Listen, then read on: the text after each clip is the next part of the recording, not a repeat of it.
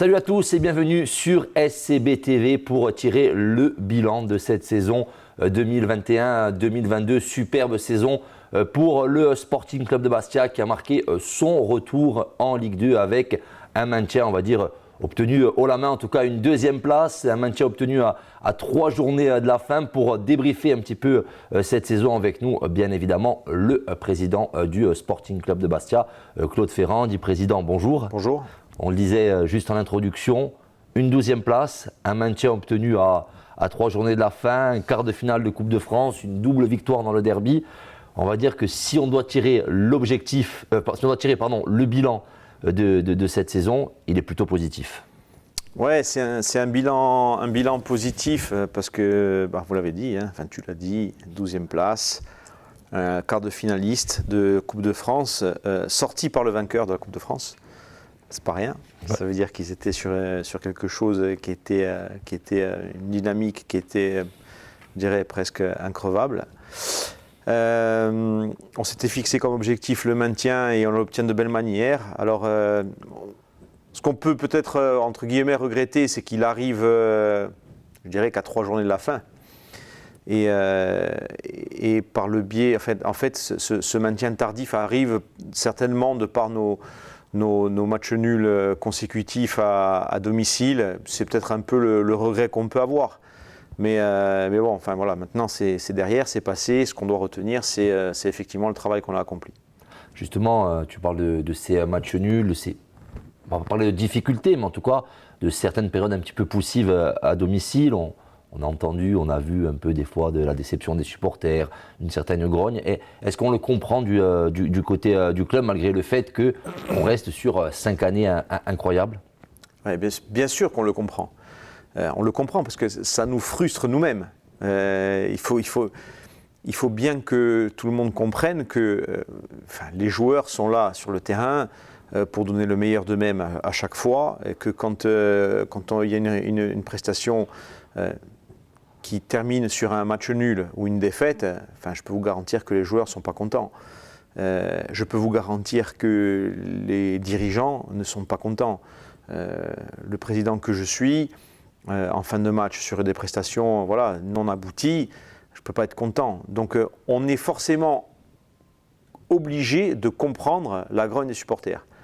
Mais je veux aussi dire qu'on a besoin d'eux. Et quand on est dans des périodes comme ça, on a quand même des fois besoin plutôt qu'on nous tende la main et qu'on nous aide à nous relever, plutôt que de se faire crier dessus.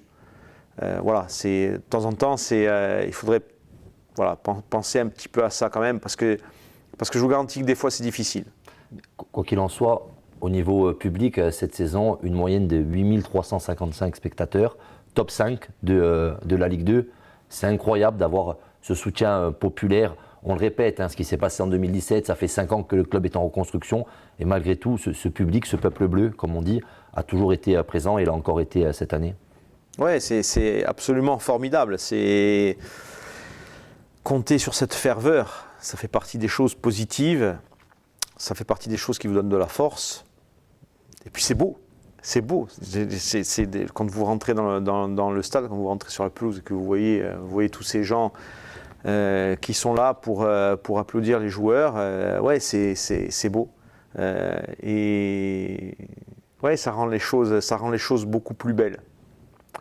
Quoi qu'il en soit, on a l'impression que cette saison en Ligue 2 va marquer la fin d'un cycle et qu'on va repartir sur quelque chose de nouveau la saison prochaine. C'est votre sentiment ?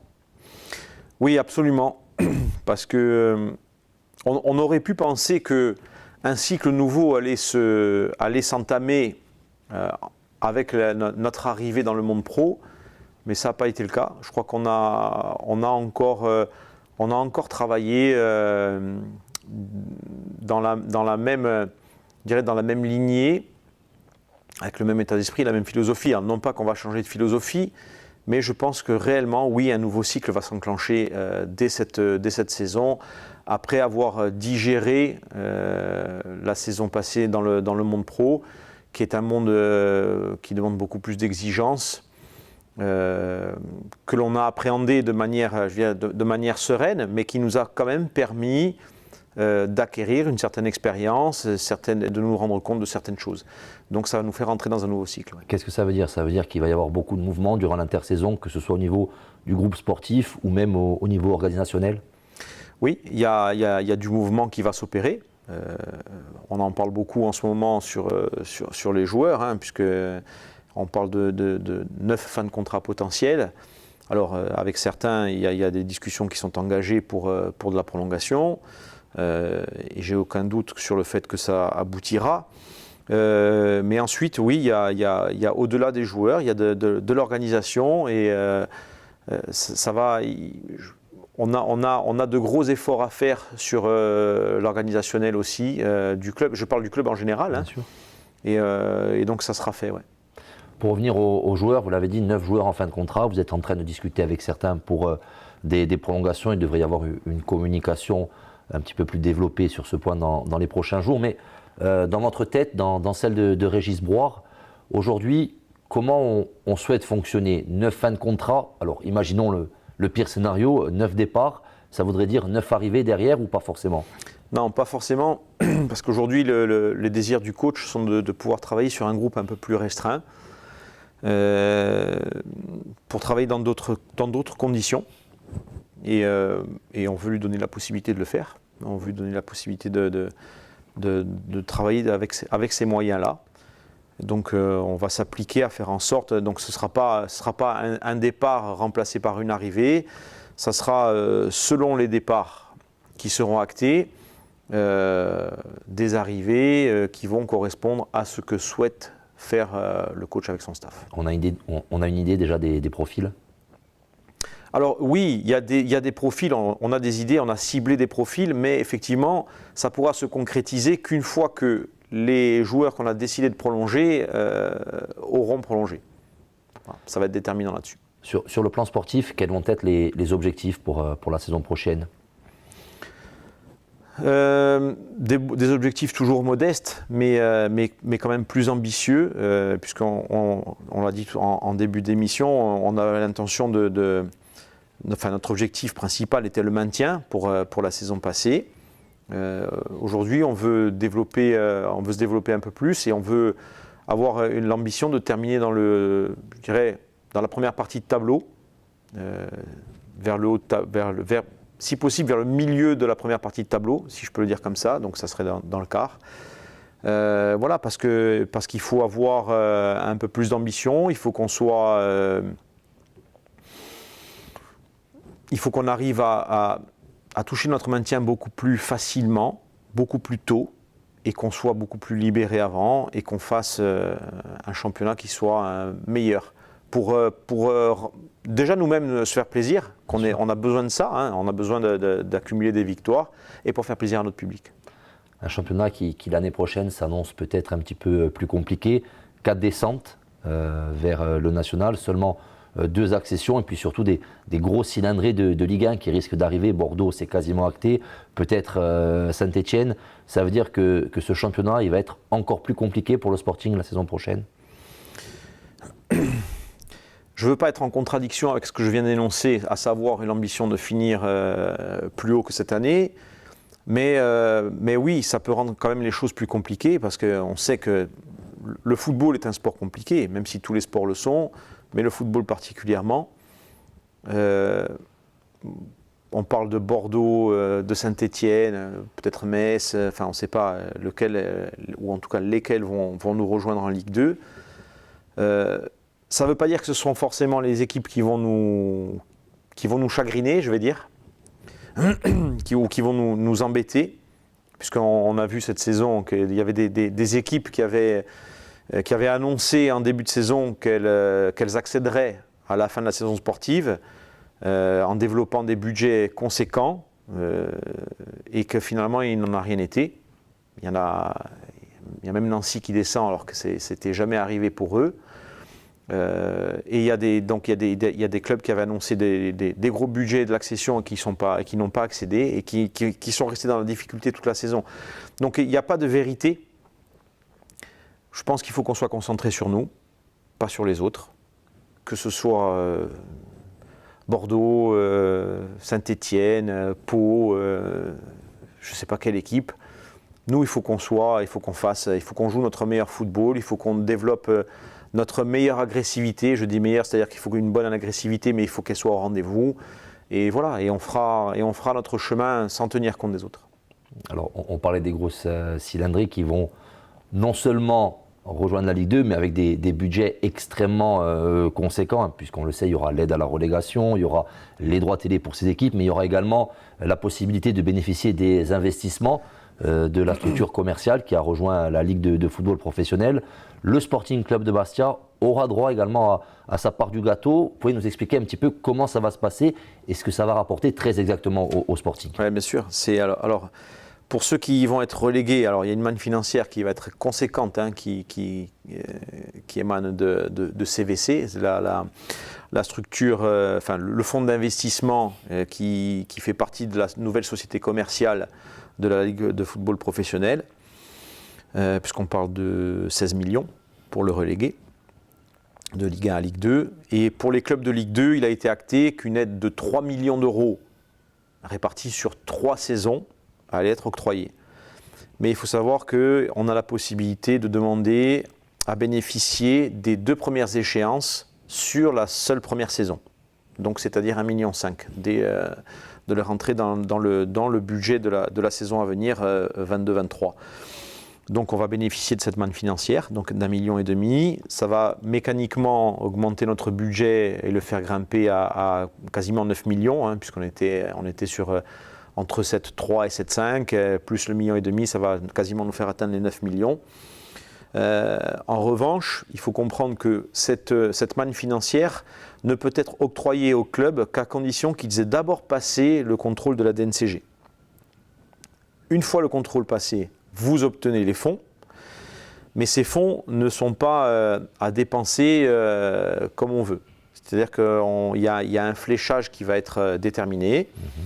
Vous pouvez dépenser sur de l'infrastructure, et ça va être le cas avec les travaux qu'on a prévus à l'IGESA pour la réfection du terrain d'entraînement, puisqu'il y a un gros besoin de réfection. Ouais, et ça monte sur un budget global de près de 700 000 euros. Un petit peu au niveau de l'accueil aussi des vestiaires, et faire en sorte de pouvoir répondre aussi aux contraintes de la licence club qui nous est imposée par la Ligue, donc avec la création d'une salle de vie supplémentaire, d'une salle de presse et d'un bureau pour le cabinet médical. Et ensuite, il y aura un fléchage aussi sur de l'organisationnel, on en parlait tout à l'heure, hein, ça fait partie des changements qui vont intervenir dans le club, donc on peut dépenser de l'argent là-dedans et ça sera fait. Et des petits aménagements aussi quand même sur la partie country club, puisque c'est la partie qui concerne directement l'académie, mais on a décidé d'en flécher une partie pour des petits travaux d'amélioration aussi là-bas. Alors justement, vous parlez de l'académie, vous nous tendez la perche.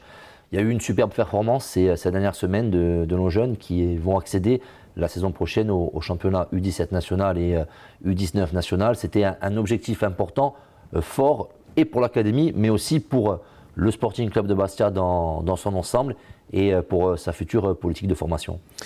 Oui, parce que bon, il y a beaucoup de retard qui a été pris, alors de par nous-mêmes, hein, on va pas se cacher, puisque les premières années ont été très très compliquées à lancer les projets, à lancer les choses. Hein, on part de très très très loin, et ensuite on a été freiné aussi par la période qui a freiné le monde entier. Hein, c'est la période de crise sanitaire. Et aujourd'hui, on est fiers du travail, du résultat du travail accompli, puisque avec ces accessions, c'est véritablement une récompense de ce qui a été fait et un travail sur lequel il va falloir s'appuyer pour capitaliser, pour le travail futur, pour les ambitions futures. Et voilà, on est content de montrer qu'on sait encore travailler comme d'autres clubs le font. Et on va s'améliorer encore et on va continuer. Ce sont les premières pierres du futur centre de formation. Il fallait absolument passer par là. Oui, il faut absolument passer par là. C'est le travail d'organisation. Même si on n'a pas les infrastructures d'un centre de formation, aujourd'hui, c'est ce qui nous manque, les infrastructures. Mais on commence déjà par l'organisationnel. du centre de formation. Voilà. Donc on est en train de monter de façon pyramidale avec Frédéric Zago qui aujourd'hui est à la tête de l'académie. Et bon, je ne vais pas citer tout le monde parce que ça serait beaucoup trop long. Mais voilà, et c'est un travail qui est effectué par l'académie dans son ensemble, avec le président Luc à sa tête, et puis toutes les forces qui composent le conseil d'administration de l'association, avec notamment les sociaux, c'est des gens qui ont rejoint l'association et qui sont aujourd'hui dans un esprit constructif et de développement pour le club. Pour conclure, Président, un petit mot sur 3 sujets importants qui font le sporting d'aujourd'hui, mais également le sporting de demain sur le plan financier et économique. Ce sont la SIC, Corsicom, le e-sport. Ce sont 3 projets qui ont été primordiaux dans le développement du sporting cette saison. Est-ce qu'ils le seront tout autant lors de la saison prochaine ? Ah oui, ce sont les 3 fondamentaux sur lesquels il faut s'appuyer. La société coopérative, avec tout ce qu'on sait sur elle et son fonctionnement et ce qu'elle apporte ce qu'elle présente comme vertu. Corsicom, avec le développement d'une société qui doit être profitable pour ramener des fonds pour le financement justement de la vie du club, puisque c'est filiale à 100% de la SIC, encore une fois, avec à l'intérieur, oui, le projet e-sport, un projet sur lequel on s'est lancé il y a quelques années, alors qui avait été un peu décrié parce qu'on nous disait qu'il fallait qu'on se concentre sur les bonnes choses, mais je pense qu'on a bien fait de le faire puisque c'est quelque chose qui est en très fort développement et que l'on espère générateur de revenus là aussi, puisque ça prend on est en train de véritablement ça prend son envol. Il y a un essor formidable là-dessus et voilà, j'espère qu'on va réussir à mener tous ces projets de front et c'est pour ça qu'on y travaille en tout cas. En tout cas, les vacances vont faire du bien, on va pouvoir souffler, on va pouvoir repartir de l'avant, même si vous allez avoir pas mal de boulot durant l'intersaison. La saison qui arrive, elle s'annonce encore passionnante. Ouais, ça va être passionnant. Ça va être rude. Il n'y aura pas beaucoup de vacances, contrairement à ce que vous dites, mais ça va être passionnant. En tout cas, on espère se revoir très rapidement et on reste ensemble, bien évidemment, tout au long de cette intersaison sur SCB TV pour suivre l'actu du Sporting Club de Bastia. Merci à tous.